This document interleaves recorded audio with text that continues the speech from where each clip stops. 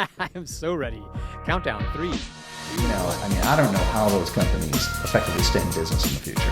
What you two are doing is a boundless mindset. Thinking that you weren't going to have to learn a lot. Well, you made a huge mistake. There's one place I feel safe geeking out is It's here. here. There's a reason why we chose technology and not marketing. Welcome back to season 2, which is our Happy New Year show. So happy 2026 New Year to everybody. We're coming to you live or recorded from our virtual studio. And stick around, folks, because today is really going to be a good one. It's the new year, of course. And I'm guessing you guys have probably thought a lot about your 2026 priorities and goals. In fact, like us, many of you may have done some comprehensive planning in the fourth quarter leading up to the new year, and you're probably already hitting the ground running. So we've also done some thinking, planning, and researching, and we're going to share with you the 5 key 2026 hotspots that all CIOs should focus on. Well, the reality is as you and I both know, Howie, there's probably 100. So we cherry picked 5 that I don't know if they keep us up at night, but they're certainly extremely top of mind for us as we're Right. like all of you as practitioners. These are items that are in some cases new, and in other cases very familiar. Yep. But they're changing. I think that's the key thing with all of them is that they're in a state of change. And when things are in a state of change, we're all looking for best practices and how to pivot appropriately. And so I hopefully we're talking about some of those things and kind of alerting you to some of the challenges that we're seeing. And again, as Howie always says, we certainly welcome any feedback, comments, suggestions, and whatnot, because as practitioners, we live these lives like all of you or many of you who are listening, and so we're trying to make this very real, and sharing kind of our own ups and downs and failures and successes and things. So more to come, but I'm looking forward to it. I think it's a little bit of I don't know if it's a resolution day for us, but it's certainly the things that I'll be working on come Monday. Oh, it's funny as we were talking about this and going through our list and going over our talking points, and Brian said, "Hey, this has been a really good exercise because it's got me super hot on high alert on a couple of things that we really got to pay attention to as we go into the year here." No doubt, definitely. So let's and shocker alert, they're all AI related. So are they all AI related? all AI related, yeah. Isn't that funny? Oh, I never even thought of that. Well, there's an AI theme, I guess. We should probably yeah. all these things. They're all related to AI in one shape or another. I mean, it really is kind of foundational to everything that we're all doing going forward, it seems. I would agree with that. All right. So in a minute, the 5 key 2026 hotspots we should all be focusing on. Hey, folks, if you get value from the show, please give it a thumbs up and subscribe to the channel. And do us one more favor, if you will. Share it with at least 2 of your colleagues who you might think get value for it. All right. So as always, I'm joined by my co-host, Brian Shield of Safeguard Products International. And don't forget, everyone, you can find us at thecioproject.com. Watch our released episodes there, learn more about our host and guests, and drop us a line with any questions or topics you would like us to tackle in our upcoming episodes, as well as ideas and suggestions you might have for the show. Again, thecioproject.com. All right, everybody, let's get right to it. The 5 things all CIOs should be paying attention to in 2026. Number 1, drum roll. Yeah. The hidden and growing costs of implementing AI solutions. Hey guys, it is not free, and as we're finding, it is not cheap. So in doing our research, we found that many CIOs are discovering that while initial pilots seem affordable, the total cost of ownership balloons dramatically when moving to enterprise scale, often catching organizations a little off guard and eroding expected ROI. Recent data shows AI costs rising faster than anticipated, with hidden expenses in the following: infrastructure, data, governance, and maintenance, and selection of switching of the LLM models. I can't get that out of my mouth. LLM models. And this is all leading to overruns and stalled projects. So what say you, Brian, on this topic? Oh my goodness. Where to start on this topic? I think the challenge, and for the listeners, I mean, you guys, many of you know much of what I'll be saying, but I think as you start researching these things, you realize the breadth of change that we're talking about here. It's easy to sort of think at a macro level that, hey, we're talking about using an LLM or something, and I get an opportunity to kind of, here's my problem space, and I develop a prompt and all those things. But that is like just like, the 2%. The challenge here is so much of what goes on behind the scenes. And I think one of the biggest problems that I see kind of with companies is that they treat AI more like it's software instead of infrastructure. Right. And what I mean by that is, like compute is the new enterprise license fee, and we became familiar with that when cloud technology became available, pervasive and things like that. And we developed some skills around FinOps in terms of how we manage cost and things like that. But the reality is that AI costs, if you're doing your total cost of ownership predicated on, your pilots and, a small number of different use cases, like that's, you're wasting your time.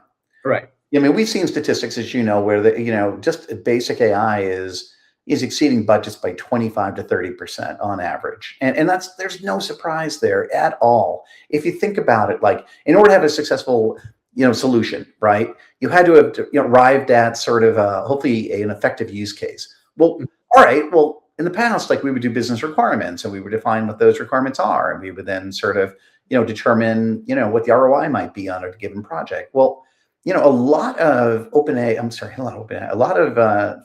AI projects now are, they're at the enterprise level. They're the definition of shadow IT, and so guardrails and governance is so important. And governance, we're all breaking new ground on our new forms of governance. We had data governance and other forms of governance. Now we understand we need to have AI governance. So we need to create a relationship with the enterprise where we can fuel innovation and capabilities, but we have structure and guardrails around sort of just how those operate. So let me just pause there for a second. I don't know, Howie, if you want to react to that, because by the way, I could literally give a list of 12 things right now.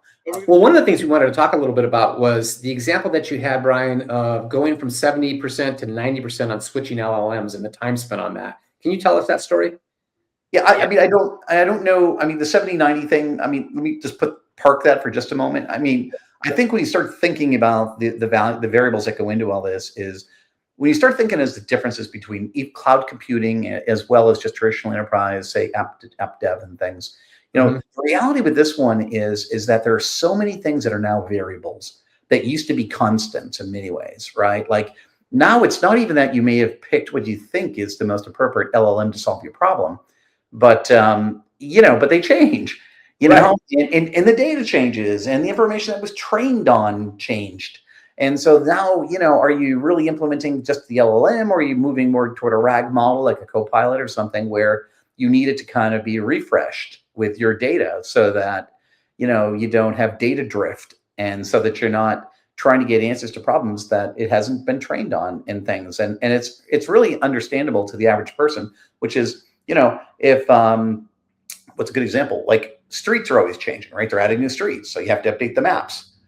Right. It's like, and cyber and spam filters have to change because there's new forms all the time. I mean, cyber threats have to change, and no different with models. The challenge is not just do models change, not just do we have to augment them oftentimes, but, just because you use fill in the blank, just because you use Copilot and we're successful with one release doesn't mean you're going to be successful with the next release. And so one of the challenges there is there's a QA element associated with all this that didn't really exist in our past lives. I mean, if we were using Angular and writing, Python and other sort of things, we went to a new version of Python, we didn't think that we were inadvertently introducing a tremendous number of errors in our software. Right. Now it's like, now we have variables that didn't exist before, So not only do we have the shadow IT thing I referenced earlier, not only do we have like bad prompting and things, but the other thing is that if people wrote bad prompts, or maybe I say bad software in the past, they might have bad software. They might, if there were some compute issues that can cause problems, but now all of a sudden we're using up, precious costs. I mean, because everything is effectively a compute model, right? If you think about it. The other thing that's inherent in this, we're going to talk in another segment about this, so I won't go into too much detail, but SaaS is a big, big, big deal. It's, you don't have to go back too far where, we pay license fees for things, or we bought the software, capital expenses. Right.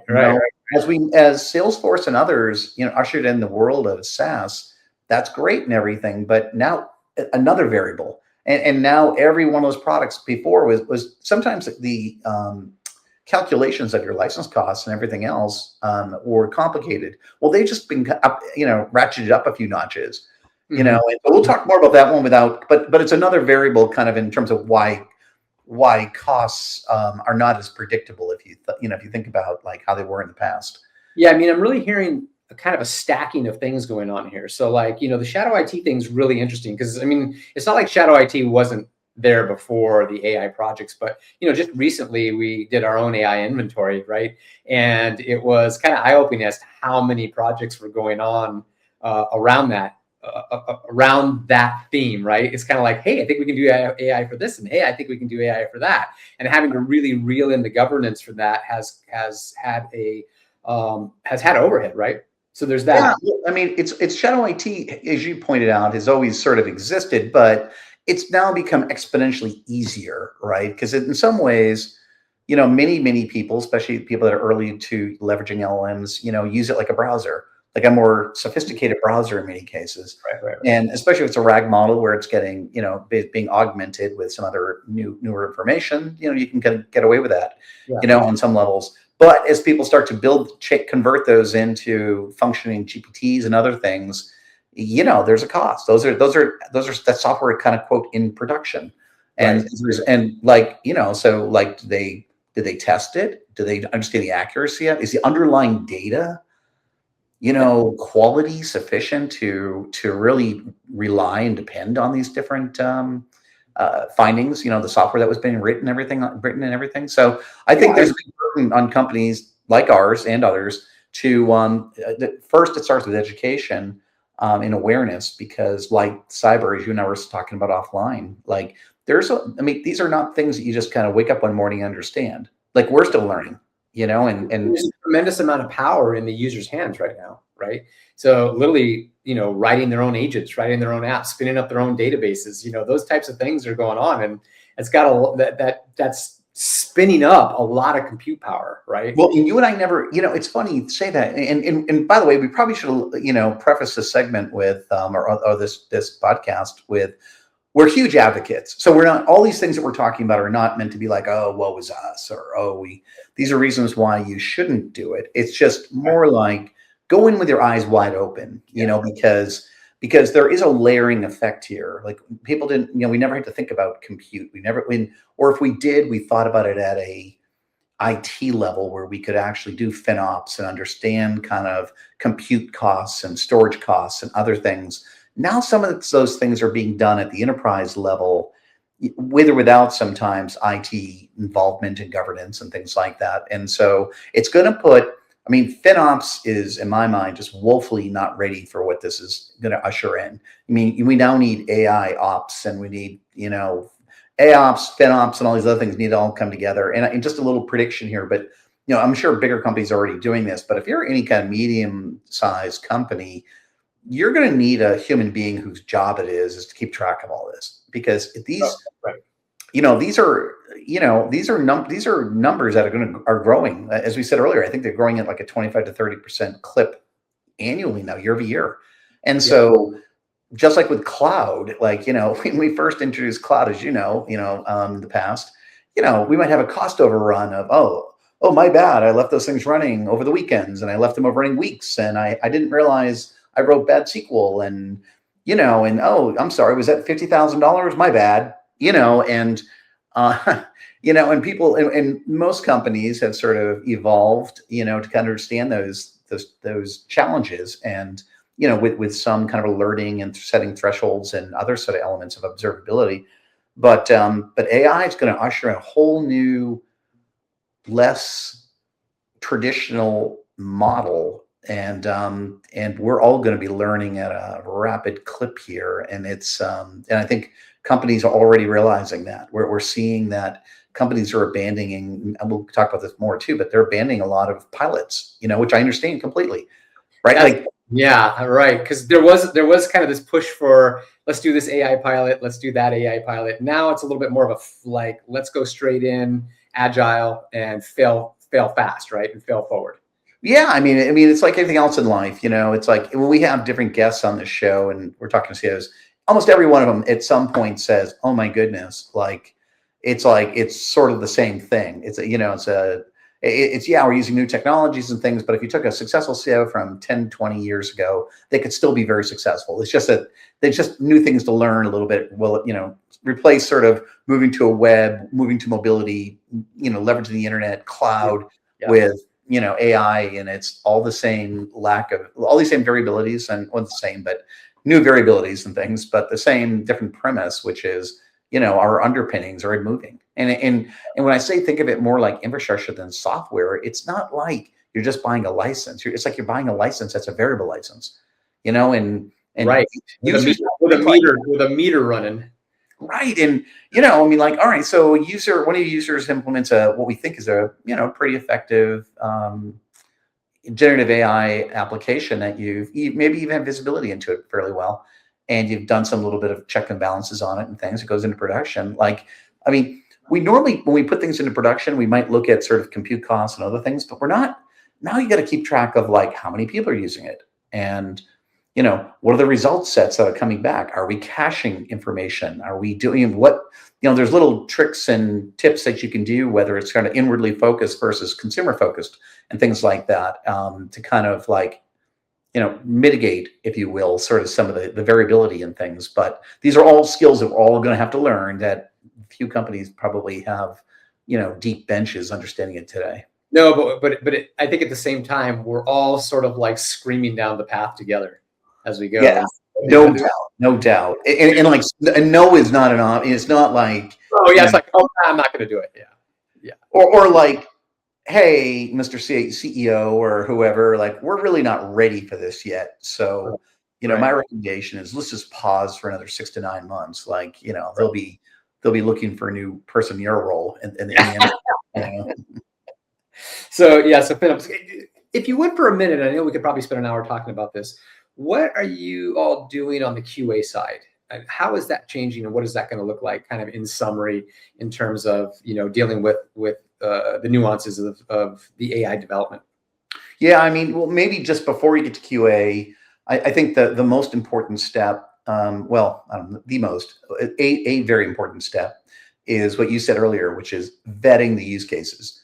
Right. Like, I mean, are we trying to do like a slight productivity improvement and, in finance where we want to pull data, maybe metadata or something from the spreadsheets? Mm-hmm. How big of a risk is it? Like, there's a whole other like assessment process that we now have to almost do, right? Like, how accurate? I mean, who assesses the underlying accuracy of the data?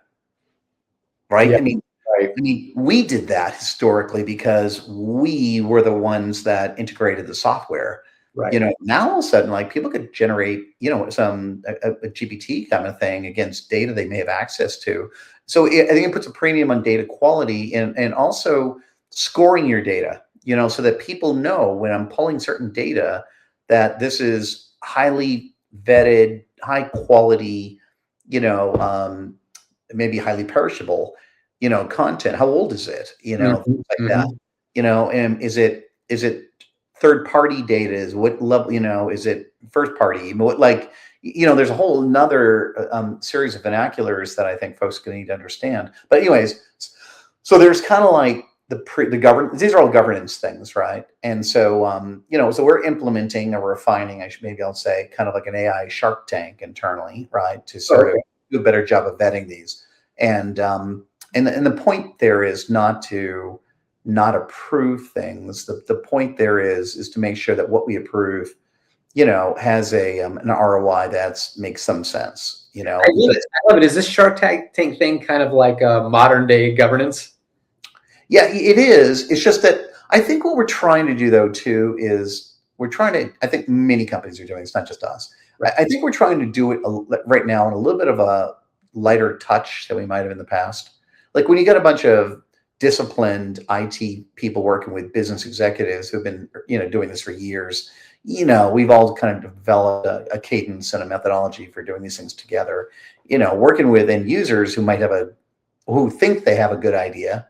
Mm-hmm. You know what I mean? Like, we want to be, I think, open-minded, but realistic and practical.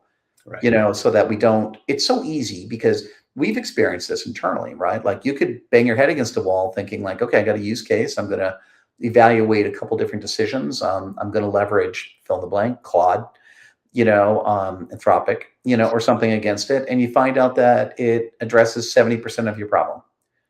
Well, like how much time do you spend on that trying to get from 70 to who knows, 90 or 95% before, you know, before declaring like that, you know, you kind of can't do it. Or I mean, ideally, if you want to automate it and you don't want a man in the middle, or you want some man in the middle for like maybe spot checking, you know, I mean, there's no software I wrote in my life where someone said, "Hey, Brian, it's well, good news. It's 95% good, so let's implement it." Right? Like it's, you know. So I mean, the bar's been set. We've set the bar high as engineers over the years that, you know, in terms of what people expect. And so, you know, we want to make sure that when you pick something, that if you're not hitting the numbers that you expected, pause. There's no, you know, we don't have to like, you know, I mean, all these different tools are, every release is better than the one before it for the most part. Right. And so it's like, you know, there's no point throwing, you know, time and money at all these different things when sometimes the right answer is, hey, maybe you have found a little, you know, a successful solution, but maybe you're just too early right now. And so let's pump the brakes a little bit. Let's park it. We'll put in our little AI parking lot, and we'll come back and revisit it. Or maybe behind the scenes, you know, you can have the IT group, you know, take a look at it and try it against other LLMs. Hey, it didn't work so successfully against Claude. Try it against, you know, Gemini. You know, try it against something else. And Right. That was going to be my next sec. So number one. So these are the things. So kind of in summary, if we walk through the things that we want to address, so that we are addressing this, you know, this issue of cost, right? Cost management around the whole thing. The first thing is vetting the use cases, right?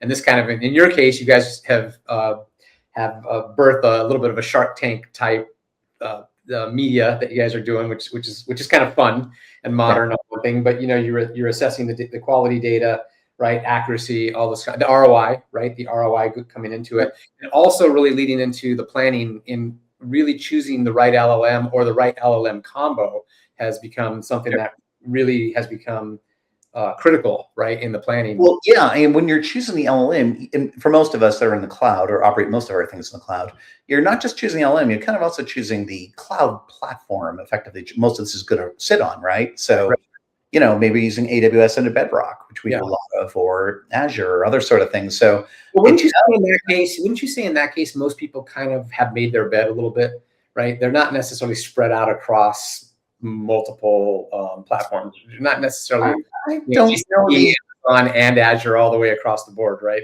And Oracle. I don't know if I would agree with that. I mean, because it's, you would think that, right? You would think a company would say, oh, you know, we're going to standardize on AWS. Yeah, or GCP. But then what happens almost immediately thereafter is, I don't know, your finance department decides to implement a new ERP system, and it's Dynamics. Yeah, it's on Azure. So Microsoft automatically sits on Azure, right? And then you wanna do data warehousing, so maybe you pick Snowflake because it's agnostic across, you know, different platforms. You know what I mean? And then by the way, maybe you want to use Gemini because you find it has a better success rate than maybe Claude does for a particular use case. Right. Well, Gemini doesn't currently exist under Bedrock. So that means you have to set up a GCP instance. You know what I mean? So it's, you're going to find that that all sounds good. I actually think it all sounds good until you actually go to do it. If you're a company that's got some, you know, real, you know, technical challenges that require complexity, innovation, and things like that, I think I think it'll be the exception. Rather than the norm that you have one cloud solution. I think we're all going to be, I think in the future, we're all going to be both, in some cases, multi-cloud as well as like hybrid cloud.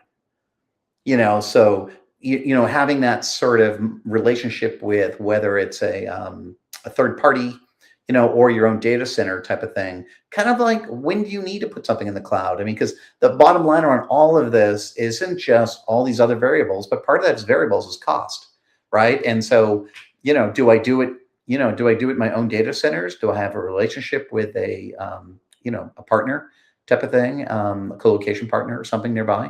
And I think all goes into the whole, what I would care, the whole FinOps, AI ops discussion. You're gonna have to like reevaluate all those things. That's why no one, that's why like everyone should say, everyone is going to need domain expertise in these areas. These are non-trivial. Think about it. You get cloud things, you get security, you get dev, you've got LLMs across multiple cloud partners. And then, and without, I mean, we'll talk more about SaaS, but SaaS has made it, has just jacked it up into a whole nother level, especially in the last couple of years. And in many cases positive, but from a complexity and I don't know the right words, a level of confusion, it's just, it requires a seeming PhD to keep tabs if you're like a company that's complex like we are, or other companies have worked at, where you're using 7 different SaaS products. Every one of them has their own nomenclature for their unit of measure. Right. You can't just all call them tokens. That would be too simple. So we'll talk more about that in just in a moment here. Yeah. But so I'm going to kind of keep re-summarizing. So number 1 is getting the use case. Number 2 can probably be summarized as choosing the stack, right? Yeah. And the stack includes not only the LLMs, but also the hosting, the database model, right? The whole bit, right? So when we get to that point, the other thing I would say there is those are not decisions that should be being made by end users. Oh, 100%, right? So we're talking about it from the CIO IT context. I just meant with shadow IT stuff, you can almost do those things. The problem with it is that maybe we give everybody a Copilot license, right? But Copilot may not be the right answer. So Copilot might be a good place for some people to sort of test their theory and vet their hypothesis. But at some point when it looks like there's signs that this could be an effective solution, then in my mind, there's a governance element, which is, okay, stop, pause, let some IT not executives, but leaders kind of, engage here, let them vet your LLM, let them vet the data quality, let them vet these other things. You asked a question about QA, I didn't really fully answer it, but like come up with a way in that direction, because me, I tend to think sequentially. So I'll back it up. So really first is people kind of testing out their theories, and now they have the power to do that, right? Yeah, so exactly, right. In this case, in your use case, you had kind of like, okay, I'll give users Copilot, and then go bang around and test some use cases. And if we're doing this right, then they bring it to us. We kind of go through this Shark Tank vetting process. We do the vetting. And then from there, if we decide, yes, this looks like it's going to give us the ROI that we need, we're going to get the percentage of accuracy of data and answers and things that we're looking for, that's looking good. Then you kind of move off into choosing the production stack, right? Then the only thing I'd say there is, I think that Shark Tank-ish thing is at the very beginning, which is, does it even make sense to do this? Even before they've messed around a little bit? I mean, I think if we're starting at the beginning, I think part of it's, let's say step 1 is education. Yeah. Right. So, you get people, you educate them, you help them identify how do you find a good use case, right? That's not always obvious. Like, you could pick something that's highly complicated without knowing that, hey, these types of things are easier than these kinds of things. Right. If you're trying to assess, do AI against video motion, that's exponentially more complicated than, trying to see if you can, like improve the quality of your writing skills or identify metadata from a contract or other things that are. So step 1 is we educate. Then step 2, we educate and inform, and then they go hunting. In my mind, this is where we give them the tools to mess around, right? Like the code. Yeah. We give them a weapon, but it's more like an arrow than an Uzi or something. You know what I mean? And so, it should be a BB gun as opposed to a hunting gun. That's probably a better example, right? But it's like, so they, we inform them, and then because a lot of this is, I think we're trying to build muscle memory, right? Like hey, like I did that first one, I got it, I learned a lot, kind of thing. Okay, now I'm ready for the next one, and I feel like you build on it. You take them through the Shark Tank just to make sure we're not wasting time. Yeah. Right? Like if there's no way you're going to get past 50% success rate, like maybe that's okay for certain use cases, but not most. In which case you just be like, pause, stop. It's either a stop or cancel. Right. And so we educate and inform. We let them go hunting with a BB gun. right? And then they come up with something. Now they come back into the vetting process, right? Well, they come into sort of the next layer of the Shark Tank, right? Which is no different than if you think of a project, management.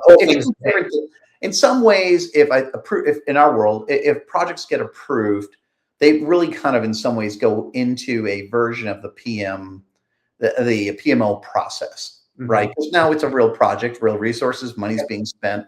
Yep. And so it's being vetted.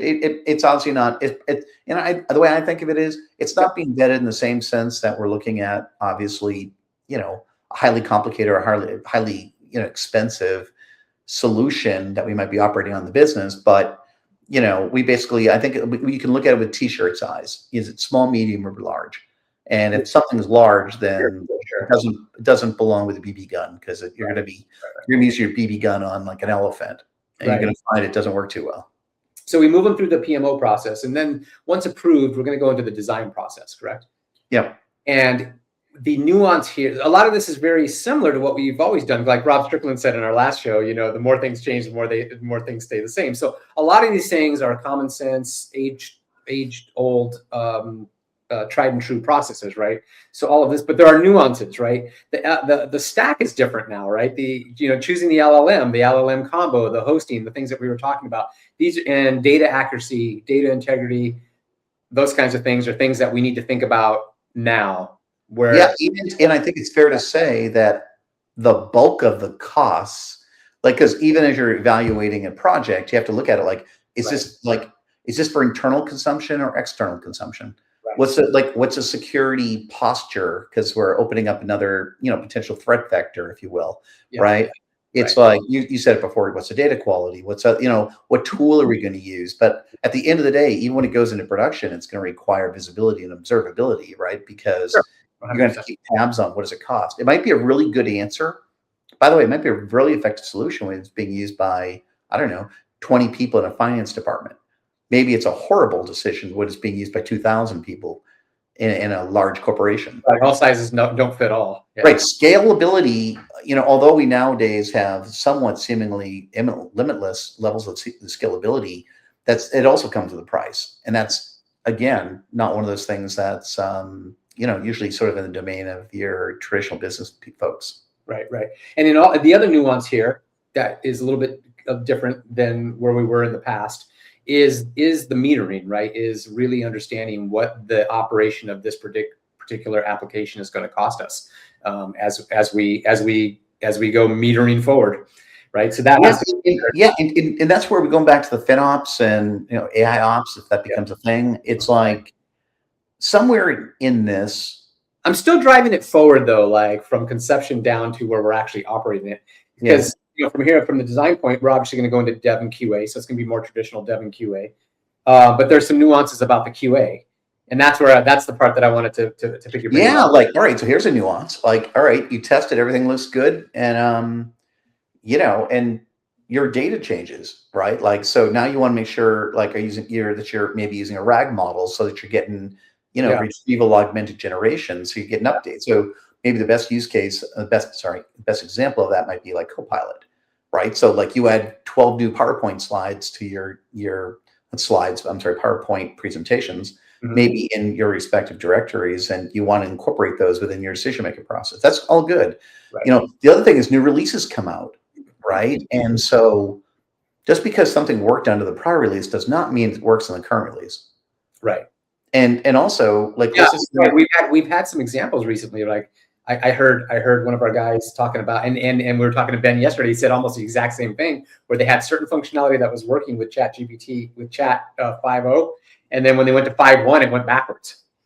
And so, the other thing IT has to keep track of, in my mind, at the governance level, is this: there are so many LLMs out there now. I mean, I don't know what the latest count is. I remember hearing sometime mid last year was 2,500 or 3,000. Are those true base models though? I feel like a lot of those are derivatives. They're not. Well, I mean, some might be derivatives, but a lot of them though are. I think what you're seeing is I think of since we're talking ChatGPT a bit, I think of the ChatGPTs as a little bit like the 80-20 rule, You know what I mean? Like they're good for a lot of corporate related things for a whole myriad of use cases. But your other, so let's call that the 80. Yeah, like And general so it's a good general Copilot's a little bit like that. It's kind of based on OpenAI, but it's like those kinds of things in my mind are really good to the 80%. Your other 20 could be made up of 40 products. Right. Because once you start getting into the 20, now you start getting into these are really good for video analytics, or these are really good for metadata extraction. These ones are good for like art related things, or these are good for, note taking, or it's Zoom AI, or it's Teams, or it's Salesforce, or it's ServiceNow, or it's like, that I think that's what you're going to see in most companies is that some of these are going to be like, I don't know if it'll be 80, but 60-40, I don't know the right percentages, it'll bounce around here, but there'll be some group that I think will be adequate for a large percentage of folks, and then you're going to get a tremendous amount of granularity. Well, we're also learning, kind of like, as we're going, very quickly learning which models are good for different things, right? Yeah, 100%. So, and those we're and that's Claude for certain things, we're using Gemini for other things, we're using these different models because they prove to work in certain contexts, totally. And that's where, like in our case, your AI center of excellence needs to keep track of this. Yeah. Right? So before somebody wastes a lot of time and they have a complex spreadsheet, blah blah blah,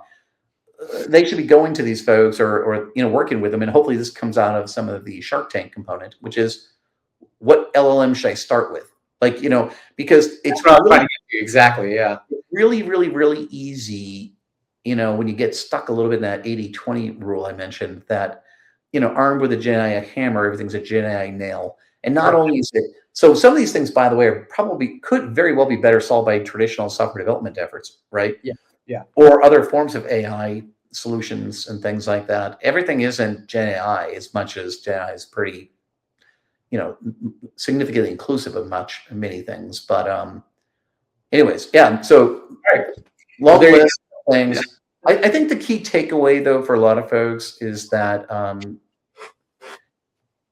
spending on AI has increased, by and large, for a lot of reasons. Complexity is out there, but a lot of it is discipline, right? A lot of it is governance. A lot of it is establishing frameworks, and so, it's not tool proliferation and then, unchecked tool proliferation, next thing you know, you're trying to bring it all in again, and you're pissing off your entire. The rail it all in again is what keeps coming up to mind. And it really reminds me of the conversation with Rob a week or two ago, where, the more things change, the more they stay the same. So we remember, if you remember with him, we went back to the mainframe days, and then how that broke out into the client server platform, and then went to a distributed, more of a distributed architecture. And many of us that are in that business, this is kind of work I do, which is, at some point, like all of a sudden, it's putting the power further and further and further out on the edges, right? And so what ends up happening is people kind of are left to their own devices, and they start doing things, and then the problems start to happen because you don't have the production quality disciplines that are necessary to maintain integrity, maintain all the things that you need to do. So the bottom line is for all reeling it back in, right? And it feels like AI is just going faster. We just are catching up with it faster this time. Before, it took us a couple of years. Now it's like the months are going by and we can see it so clearly. We need to rein this in now because it's going so fast. But just to be clear on the terminology a little bit, what's great about it, and so we say rein it in my mind, it's not so much maybe rein it in as much as it's ensure that there's clarity about the guardrails. You know what I mean? That, like, it doesn't mean that everything needs to become an IT project. I'm not advocating. No, it doesn't mean everything has to be centralized, but we have to get it under the guidelines and the production, under the production quality disciplines. Yeah, I mean, I'm a big believer a federated model can work great, and I think what we have an opportunity, which I'm excited about, is to give business units and individuals tools to accelerate corporate innovation. Yeah. And that's the really exciting part. All the things that we're talking about are in some cases headwinds, and they're like gotchas if you're not paying attention and things. And so the good news there is the tools enable new functionality, new capabilities that we never had before, and it's all good. It's just it's sort of a yeah, we want to move forward, but Well, right on. Let's move to our next topic. Our next topic is the talent transformation and the AI augmented workforce. So we did a little research on this as well, and what we found is AI is automating entry-level tasks, creating a hollow middle in career ladders and exacerbating skill gaps. CIOs need to plan for upskilling, reskilling programs, redesigning roles for human AI collaboration, strategic hiring and data AI governance, and building pipelines for future leaders in a hybrid workforce where agents outnumber humans. So, what's your initial thought there, Brian? we have a lot of work to do here. We all know the growth rates. We all know, like, we're in a hockey stick. We're at the beginning of the hockey stick. Mm-hmm. And the crazy thing is, all those things we just said for the last 20 minutes or so, we're just at the beginning, right? And so we have an opportunity right now to kind of to think ahead and to sort of plan accordingly. And the one thing that we know is that the pace of change is just going to increase. So therefore what? So this is, that's a no-brainer. I mean, anyone who doesn't argue that, doesn't believe that, is really not paying attention, right? Okay. So what does that mean? It means that some of the fundamental premises that we've, built our businesses on, maybe one of the most important ones being, how we hire employees, right, and how we coach employees and develop employees and things, fundamentally needs to change. I read an article the other day where, like, there was an estimate that, like, virtually all engineers between now and 2027 need to be retrained on tools. And I, by the way, totally agree with that. Like, and whether that's Cursor, new forms of GitHub, or other sort of tools, obviously different LLMs, and understanding all the things we just spent time on, all those things we spent time on, those are not like 3 people locked behind in some operations office area. Everyone's going to need a working knowledge. Otherwise, we're wasting a lot of time. But the key thing here is it's not just about technology engineering, right? Because AI effectively touches all of us in many ways. It's going to change paradigms in terms of who we hire. How do we identify the best people? We in one of our podcasts. From an AI-centric standpoint, that's already happening now, right? I think it's happening at a initial level, like a very low, like fundamental, like check the box levels. Not, like, in other words, no company. Here's a statement: no company should hire an employee of almost any role without asking them what has been your experience working with AI. And I don't mean that the person's written some highly sophisticated, GPT that's like crushing it for their corporation. I mean that they use it when they develop their resume. They used it when they, author emails, or they research the company, or researching, or like they have a working knowledge. If, given the fact that, ChatGPT celebrated its 3rd birthday just recently, like if you thought this was going to be a fad, well, you made a huge mistake, and not just that, though, if you haven't even picked any of it up, then, like, again, like, you're probably not the kind of person we want to hire, because we want people who are forward thinking. It's almost unfathomable, really, at this stage, too. What was that? I'm sorry, Howie? It's almost unfathomable that any technology professionals wouldn't have gotten into this by now. But not just technology. That's the difference, though. We're not talking about just the technology professionals. So I think if we did a survey of technology professionals, you'd like to think that it'd be close to 100%. Right? But what about people who work in HR or work in finance? Got it. That's a huge distinction. Yeah, that's a huge distinction. Because we want those people to be the ones that do the hunting in many cases for those use cases, those valuable use cases. Right. No IT department has enough business analysts to scour their company to find all the nuggets of opportunity. You have to rely on educating different departments, defining champions, and making part of their job to basically be able to kind of help drive productivity. And so what kinds of people are we hiring? So now we're not just hiring. And by the way, here's the other thing. Those tools are changing rapidly. It's not like, somebody, I looked it up recently, like, you look at things like SQL Server, like, if you have a domain expertise in developing SQL Server, store procedures or other things, it's like those skills haven't changed fundamentally. I mean, there's new capabilities, but fundamentally it can change since like 19, whatever it is. I'll say 88, 1990. Like, and they're still around. Okay, well, that is not the case with the things that we're talking about now. I mean, LLMs are going to change dramatically. We're still in like, phase one, release 1.0. Right. You know what I mean? We can call them 4.0s and 5.0s, but it's 1.0. And the way we should at a macro level. Yeah, we should everyone should think of it like that. And so therefore they're going to change. And so we want that. I think the key underlying element here is we want people who are are like proverbial good athletes. We want people who can adapt, who can adjust to change, where that it's not like the old days where, you're pivoting from, I don't know, like Visual Basic to object-oriented development or some other sort of, I mean, people have to be able to pivot on a regular basis. I mean, in the old days, I was probably like 80% successful taking people from one software language to another, and I think, I worry in the future that, we're expecting to have a learning culture.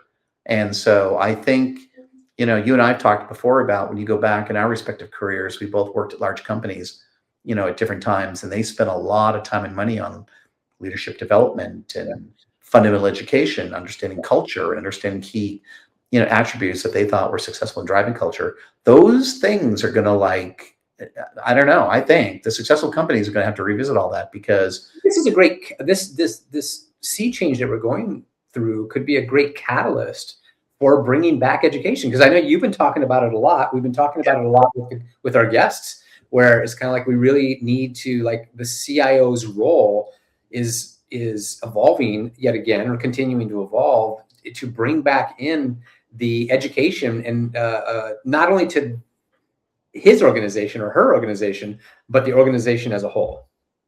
Absolutely. I mean, education, and what's interesting too is, up until recently, the role of the head of HR, the chief HR officer and things, like, they weren't always as involved in a lot of the change that took place over the last 20, 30 years. Right. Things changed, but one of the things, they're now going to be front and center in a lot of things. If you think about it, I mean, we're moving to a world where we're, in certain cases, we're going to move from like workers to digital workers, and as we move to digital workers, that's going to be a change, and that's going to affect groups like HR. It's going to affect how we educate our existing employee base. It's going to, we said earlier, it's going to affect how we hire them. It's going to affect our expectations when we're doing merit reviews, right? I mean, did you learn some of these new tools? Hopefully we gave you enough time to learn them, but, did you learn some of those different things? Have you gotten the appropriate prerequisite number of badges in order for you to be proficient, so that, you get a co-pilot license and things like that. And right. So there's going to be, I think successful companies will be those companies that recognize these trends, adapt accordingly, staff appropriately, but it's also going to be, in this case, a partnership with HR, because, every single person who gets hired should really literally be asked the question of, what is your what experience do you have kind of in AI? And if the answer is, yeah, I don't really pay much attention, then, I don't know that we should be paying much attention to that prospect. Yeah. Yeah. So let's, in summary, what would you say in summary to this topic? Wow. Well, let me throw a couple other things too. Okay. The other testing that we've learned is that when you're building solutions, you don't need as bigger teams as we used to. Because some of the AI tools make us more efficient, we see much higher productivity with smaller teams.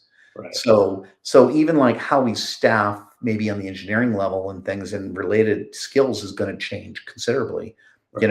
We're going to be able to better understand how people are leveraging these AI tools. Are they taking advantage of them, or are they operating under the old paradigm?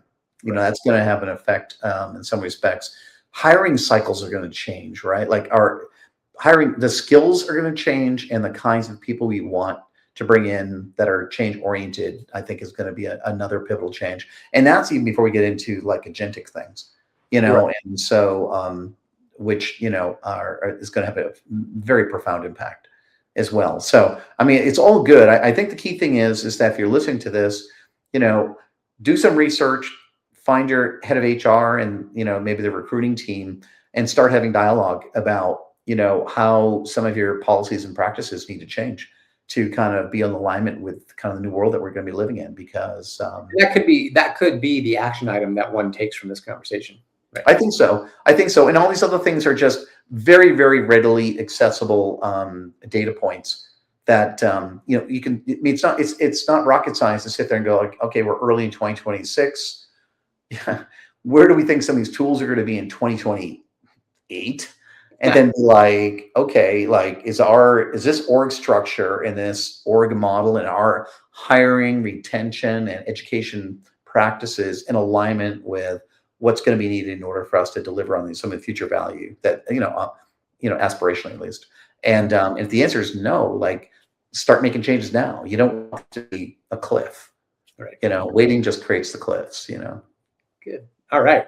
Let's switch. Number 3, one of your favorites. Oh, man. Rising cost of software licensing and maintenance. The need for professional vendor management. Yeah, this is like deja vu all over again. This is technology leaders and aspiring leaders, here's a new reality, which is vendor management.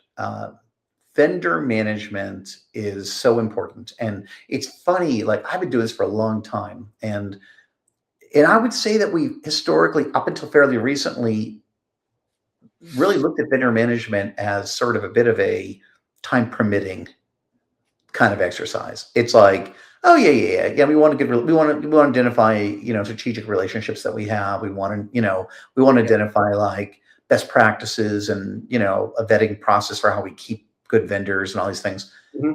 It's like, and if I could interject too, in my experience working with CIOs over the last few decades, it was really up to the philosophy of the CIO and how they, how much index they put on it, based on the way that they looked at the relationships with vendors and how they wanted to manage them and how the people wanted to manage them versus industry standard way of doing it.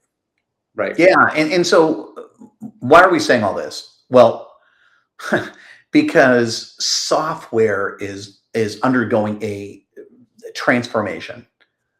It's, just going back X number of years, let's call it 10 to 20, almost all software by and large was capitalized, right? We bought a license or we bought the software in many cases, and we internalized it. We put it on our servers, we ran it, and then companies like,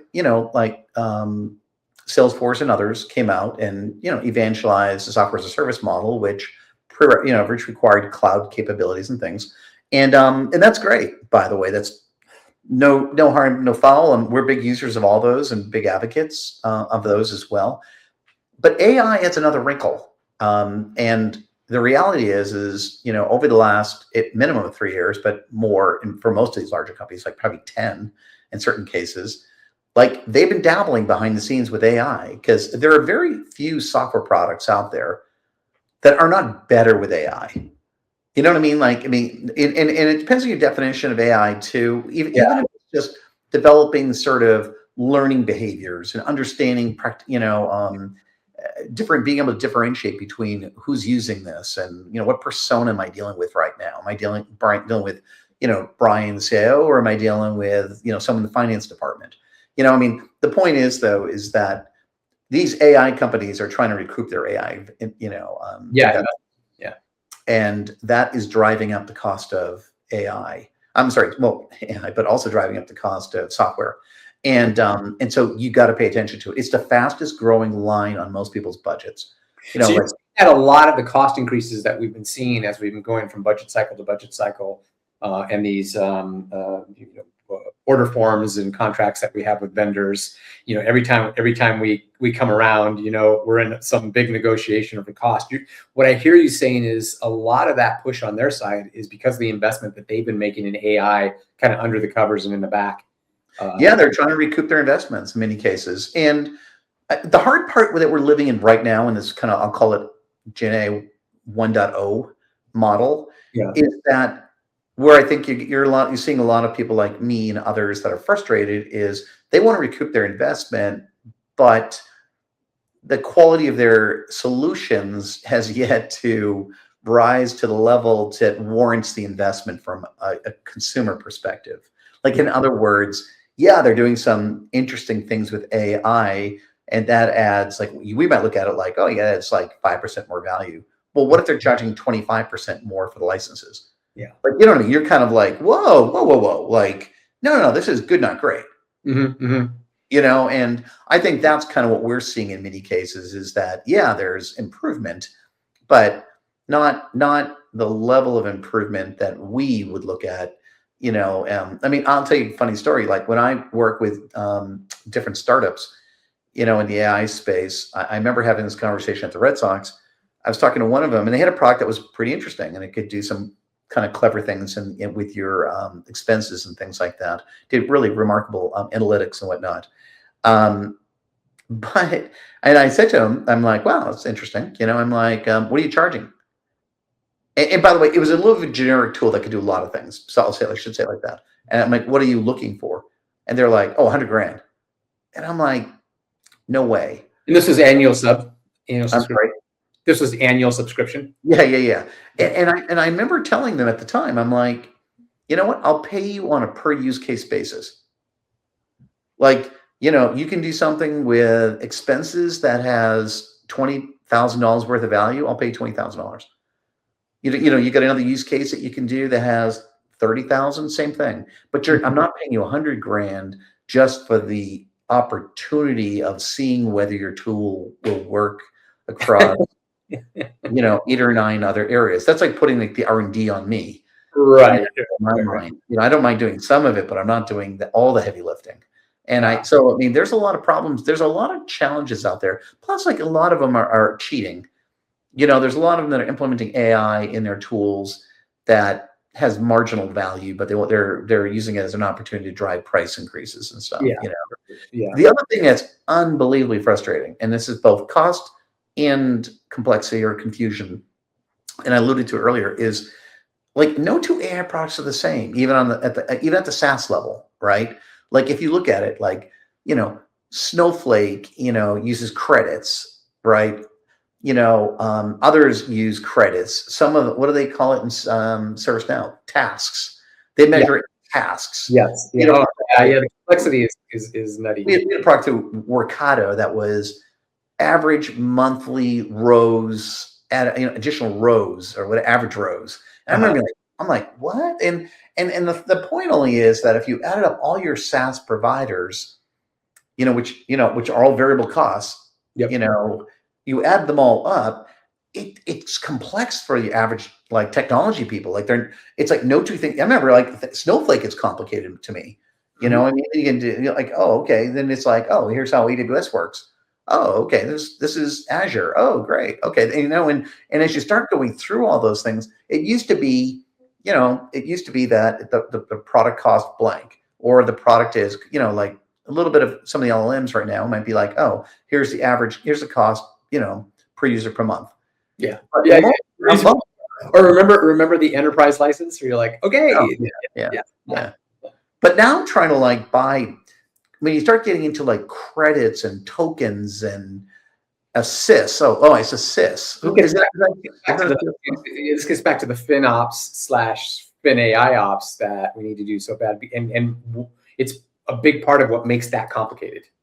Yeah, totally. So if you think of a vendor, implement a new vendor, it's like, that's why, by the way, all this conversation, it's kind of why, going back to our first topic, why people can't estimate costs.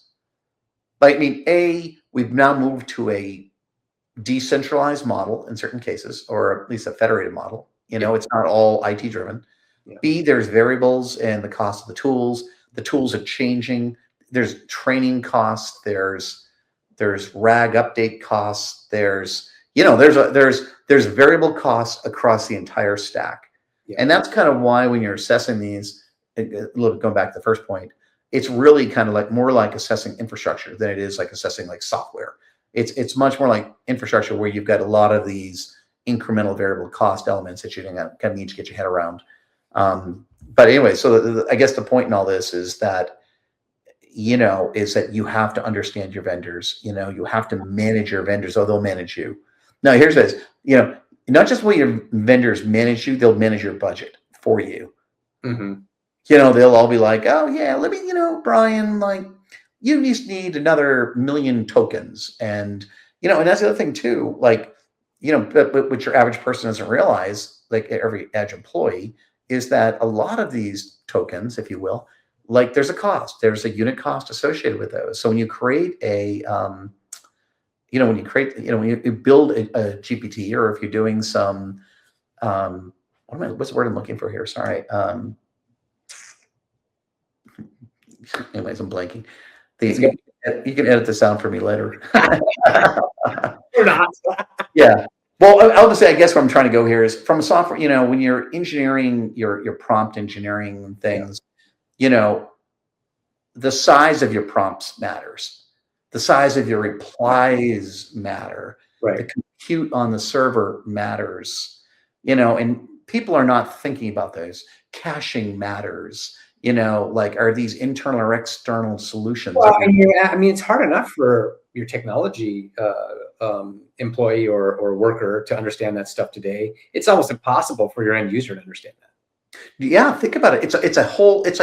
It's like a new level of observability, level 2, or whatever you want to call it. It's a whole nother level that we're now going. I mean, we're struggling right now about embedding observability into all of our platforms, right? Yeah. Now we're talking about a variable level of things. So anyways, the bottom line here is, it's a finance observability. Where do we go with this? Like, kind of bottom line, like, where do we go? We understand that it's complex, that it's being driven by a lot of different things, and that the complexity is also, so much of the complexity has to do with every vendor's doing it different, right? So there's the vendor management aspect of it. How do we deal with the FinOps aspect of it? Because that's really what organizations are going to have to develop skills in these areas, because the reality is it's unrealistic to think that your CFO is, right. I mean, they've got a million other tasks to deal with.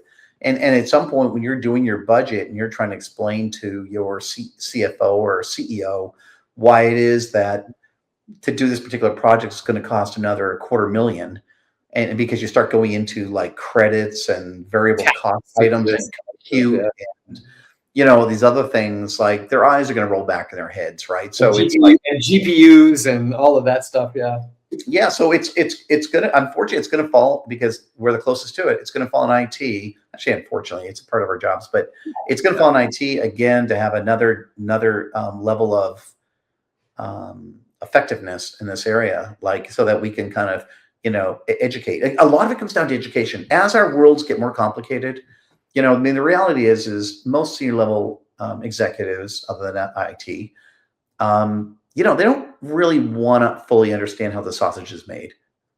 And what they don't realize is that the sausage making process is getting more complicated. And there's variables now being thrown into the sausage making process that didn't exist before, And so it used to be, you had like the variable was what ingredients were you putting in the sausage? You know what I mean? Now it's like, now you've got like 12 more variables to kind of throw into the mix. And so education is going to be like the most important thing, and understanding keeping tabs on your vendors, so that someone has a responsibility for understanding sort of how their pricing models are changing.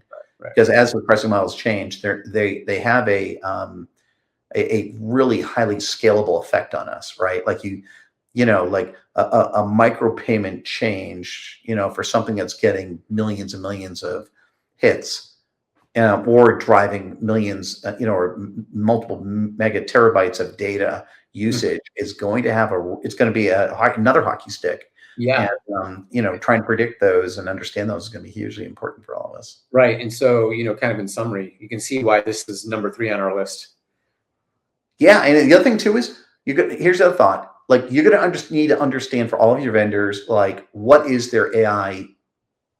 What is the cost of doing AI with that particular partner? The good news here a little bit too, though, is there are options. Like, if you look at Salesforce, right?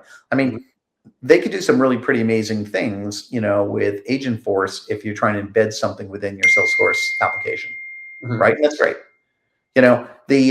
However, if you're just trying to like analyze maybe all of your customer data, you don't have to necessarily use that model. You can use a different model. Like you can sort of take your data and apply it against OpenAI or something else, And so there are options here. I mean, ServiceNow, like you and I are big fans of what ServiceNow can do, so I think it's also going to become incumbent upon the IT teams to understand sort of like what options exist to sort of put downward pressure on, if you're working with a vendor or SaaS vendor that's driving high cost, you're going to, and maybe AI is a huge enabler of it. You have to look for like tactical ways of reducing cost or reducing license fees and other things. So it's going to get way more complicated before it gets easier. All right. Number 4, the high failure rate of corporate AI initiatives. So this has been kind of well documented, right? Lately and a little bit in the news. I think maybe there's a little fear porn around this going around, but yeah. It ties directly into the hidden cost topic that we discussed earlier. Many organizations have rushed into AI pilots driven by hype, only to see them stall due to poor data quality. We talked about that earlier. Lack of integration, inadequate governance. We talked a lot about that. Or unclear business alignment, resulting in little to or no ROI. What say you about this topic, Brian? Well, I mean, when you look at the numbers, I think they're misleading a little bit, right? Like, I mean, the reality is I think everyone's realized with AI that you need to fail fast, and so sometimes versus what, like in contrast to what? Versus like, I mean, in a traditional software development type of thing, when you look at a project, you assess it. We kind of have a PhD. We've developed a PhD over time and being able to kind of know like whether we can do what's needed. You know what I mean? In other words, like, can we write the soft code to kind of meet the needs of the business? Yes or no? With some of the AI elements, if you will, it's like you could have a hypothesis, and the hypothesis could be that I'm going to, process all my spreadsheets. I'm going to it's going to do a summary of all my findings, and it's going to greatly simplify and save me a tremendous amount of time. And when you run it against it, you find out that it's generating a lot of hallucinations, that it's only 60% effective. And maybe you try it against multiple LLMs and things, and you find that you're getting similar results. I mean, the bottom line is we started to, some of these are related, so I apologize if we're overlapping here a bit, but it's, I mean, a lot of it comes down to, you have 3 choices. Either you kill the project, you put it in a holding pattern, or you move forward. It's, the tricky part, we're seeing happening quite a bit is people are continuing to throw time and money at things with little chance of success. It's like they're stuck at 60, but you know what? I'm just going to keep hammering away at this and try to get it to 70. And the thing that people need to realize is that if you've already spent a tremendous amount of time, money, especially with, experts in these fields, you solve the easy 60 or 70. You know what I mean? Like, it's, if you're stuck at 70, it means the hard 30s left, not the easy 30. Right. So it's like, if it took you 4 months to get to this point, you can start to project a little bit like what the level of effort's going to be to get to like 90 or 100. And I just think it's super important that companies make those assessments early, because because you want to encourage innovation. You want to encourage your employees to identify these different opportunities. You want to find wins. You want to celebrate those wins, but you want to, when they're not wins, in our AI Shark Tank, it is not just a one and done. It's like, it's one, then you meet, say it's a monthly, and you meet a month later and it's like, you're still at 60, there's a decision point. Yeah. Right. And honestly, even at the beginning of the gauntlet here, so to speak, the big filter up here, you should be failing faster, right? You're looking at ideas, you're looking at LLMs, you're jettisoning the ones that don't make sense. And when you start to get into the filter, I'll call it, successfully pass our Shark Tank, that's kind of when hopefully there's fewer failures, but there will be failures, and you just need to accept that, and I think the best. So you think a lot of this fear porn and things that have been reported have to do with just the expectations that were had and the approach that was taken going in? Yeah, I think I think the problem is a lack of discipline, right? Like, because And we talked a lot about that in managing the cost earlier, right? yeah, I mean, the bottom line kind of is that like it's hard for IT organizations to manage expectations but we've developed over years and years like a certain methodology. Hopefully, successful ones have a methodology for kind of being able to kind of identify, successful from unsuccessful projects. Mm-hmm. Those skills don't exist universally across the entire enterprise. And so if you're giving folks the latitude to kind of spin up these different things, you have to have some guardrails, governance, and, hopefully, like I think of that Shark Tank thing that we call it as a worst case scenario, like like you cannot proceed without going through this. So at least, if it doesn't happen sort of because of good process, it kind of happens a little bit because you're almost forcing people's hands a little bit. And so, I mean, what's driving sort of the cost explosion? Oh my God. I mean, we went through a lot of it already, but you can't effectively do AI without dealing with cloud. Well, cloud compute costs are going up in particular. I mean, right. See, I mean, scalability things are driving costs, data storage costs, maintenance now has its own cost, right? You've got to now manage you've got to have to swap out LLMs periodically. You have to retest them, there's a whole bunch of variables that are all going in. And what's really kind of incumbent upon the CIO or their team is to make sure that that when you're doing your total cost of ownership or ROI, that you're factoring in these things, that it's not just, I mean, a lot of IT groups do probably a poor job of doing ROIs, right? They kind of go, okay, here's the cost, here's storage, here's this, here's that. And a lot of these other costs just get, like they don't find their way into kind of the equations, if you will. They really need to, because what about those projects that just didn't deliver what they were looking for? In the sense of like, you set out some requirements, and I think especially in the sense of, I was involved in a project where we really wanted to analyze data that was coming in. So it was like survey data that was coming in, and that data then was vectorized, and then it was being moved to, from there it was being moved to a like a workflow board, which is fine, but they really, really wanted to be able to ask questions against the data. And so just like chatbotting the whole thing. And they just couldn't get the accuracy in the data that the accuracy of the data that they were looking for. And so, I'm wondering how that's evolving as the months are going on. Yeah, I think you bring up a really, really good question, which is, I have yet to find sort of the website or something else that basically says, like, here are use cases and here's their success rate. You know what I mean? So that you can kind of look at them and sort of go, drive a line from, let me see, chatbot used against corporate data. You know what I mean? Oh, that's blankety blank percent. I mean, the reality is on a lot of those, it should be very high on that kind of use case that you're describing. I think one of the problems that you find though is that it's almost, they become, like a Gen AI hammer in search of a Gen AI nail. Oh, we know we're going to use this AI, and you know what? How can we retrain it, and how can we do this, and how can we do that? How about what if the starting point is wrong? Yeah. What if you're starting with the wrong tool? You're trying to build a house, but your first tool you chose was a wrench. Yeah. And guess what? It doesn't make a very good hammer. That kind of thing. And and I think that's the part that we're all immature on. It's not an indictment on individuals. It's just that. Yeah, it's just like, that's why I use the word evolve, right?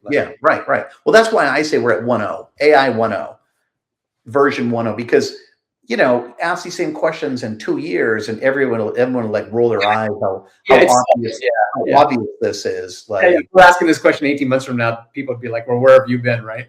So like they'll be like, wait a minute.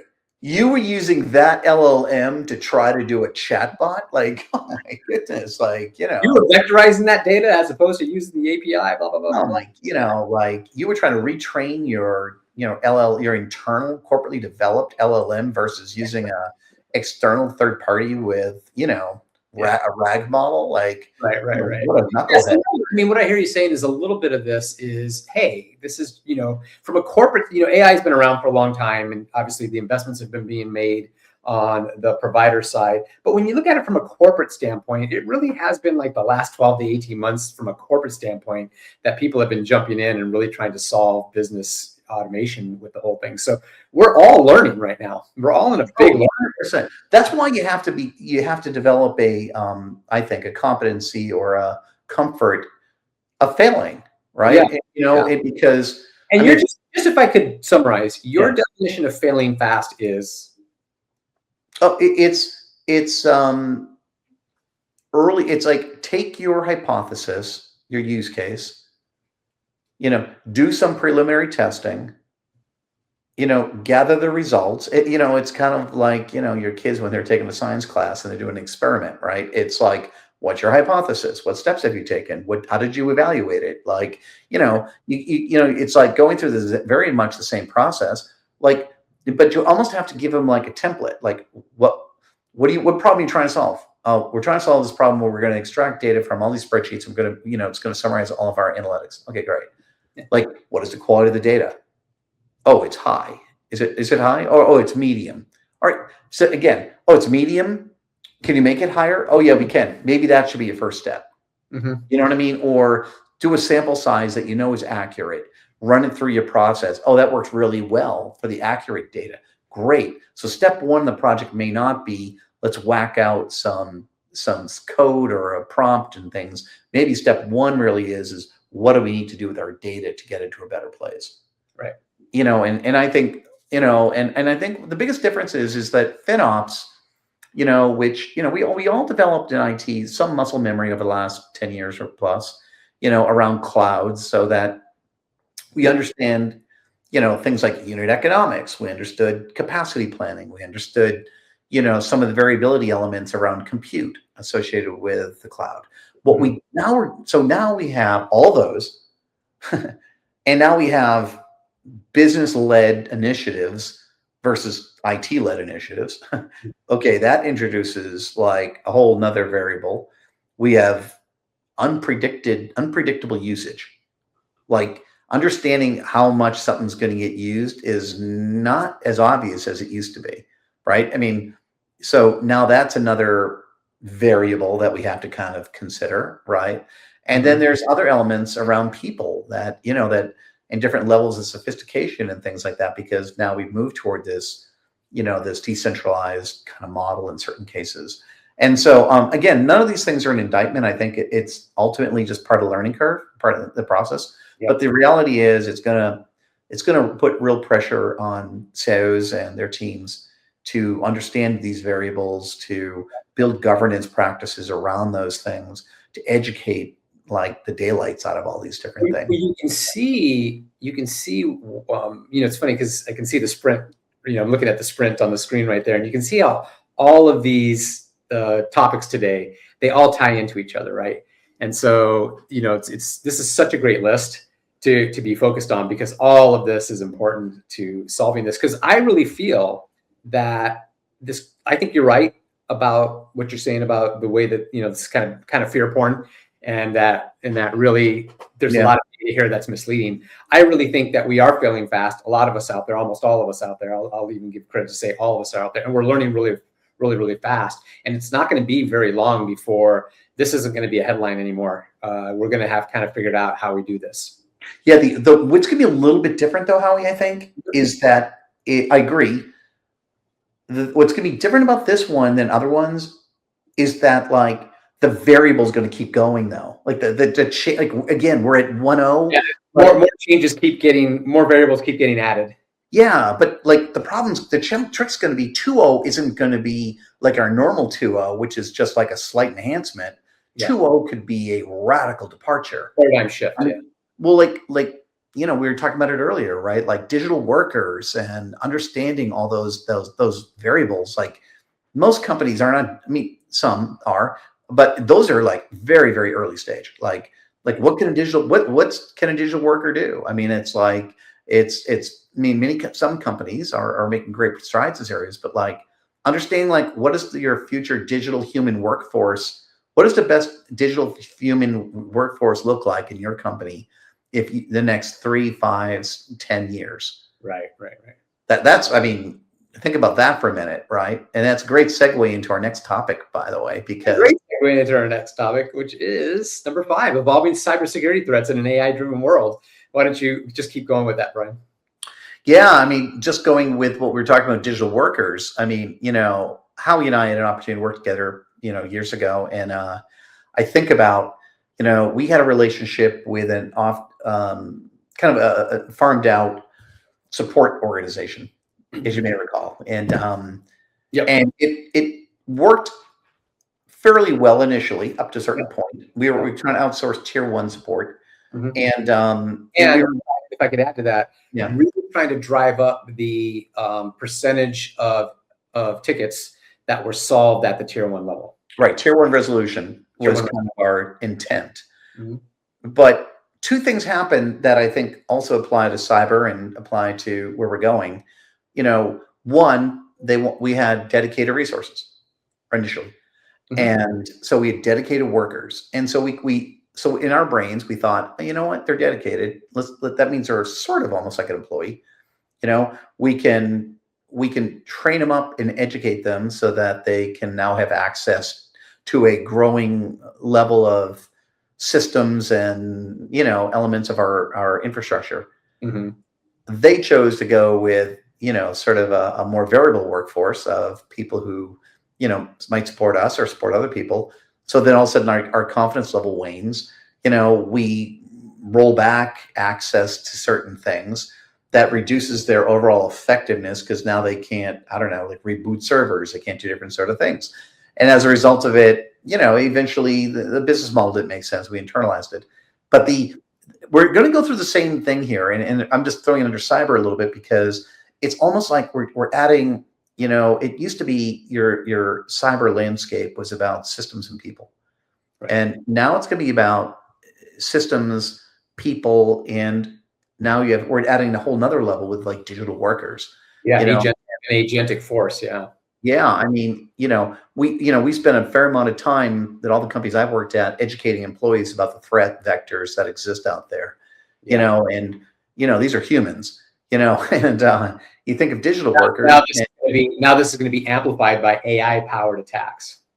Yeah, and so it's like it's both good and bad, like everything else with AI, right? It's good. And that like, okay, I can give a digital worker who works in my company, they're very dedicated. So check on the dedicated side. And then it's kind of like, oh, can I give them more and more access? Yes, I can. But now the threat vectors go up, right? Because I can give you that. But what happens if someone gets, if these agents are exposed? Yeah.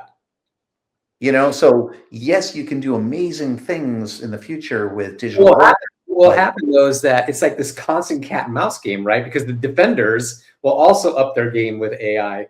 In fact, this is a great quote from Wendy Whitmore on this subject, Chief Security Intelligence Officer at Palo Alto Networks. She quotes, "AI adoption is redefining cybersecurity risk, yet the ultimate opportunity is for the defenders. While attackers utilize AI to scale and accelerate threats across a hybrid workforce, where autonomous agents outnumber humans by 82 to 1, defenders must and will counter that speed with intelligent defense." And basically what she's saying is that the cat and mouse game in other words, they're going to up it and we're going to up it to meet them. And it'll just keep going. This is the way that I read that. Yeah. And that the attack surface is going to grow. Mm-hmm. And now we have to think about, thinkers and agents that didn't exist in our, vocabulary before. The positive is that we now have tools that are leveraging AI to, help expose the bad actors and, vulnerabilities and other areas so we can be more proactive and things like that. But the reality is that the bad guys always have a head start, You Right. know? I mean, well, because yeah, it's almost we have to wait and see what they're going to do, and then we got to counter it, right? Yeah, I mean, we can predict elements of it, but the attack surface, for AI just expanded. I mean, the reality is, and Yeah. and while we have new capabilities and new functionalities, it's going to put a premium. It's going to put another level of complexity on your cyber team. Right. And that's going to be another issue for us. And I mean, especially when you think it and you sit there and like watch what AI can do. 1.0 AI can do when you say, hey, I've got all this audio from this personality, right? And I've got all this video from this personality. I mean, you've got all the tools now to basically, create your own video, your own, made up video. Yep. And I mean, what would somebody do if that made up video person is kind of like telling someone else what to do on a Teams call or a Zoom call? Right. You know what I mean? Or, I mean, we already know with audio, I mean, like, how many times have we seen companies get scammed, by somebody just using the voice of, a senior level executive and things, Yeah. Yeah. That's a whole nother ballgame now with all the deep fake stuff. Yeah. So on the deepfake thing, it's gonna require a lot more. I mean, I think you're gonna find more companies leveraging challenge words and other sort of things as just Mhm. basic initial, defense, on some of these things, because it's going to be very difficult for us to be able to differentiate between, Howie the video, the real video, and Howie the video fake, Yeah. Yeah. fake, It's just crazy all the stuff that you're reading about that. Well, right on. There you go, folks. There you have it. The 5 key 2026 hotspots all CIOs should focus on this year.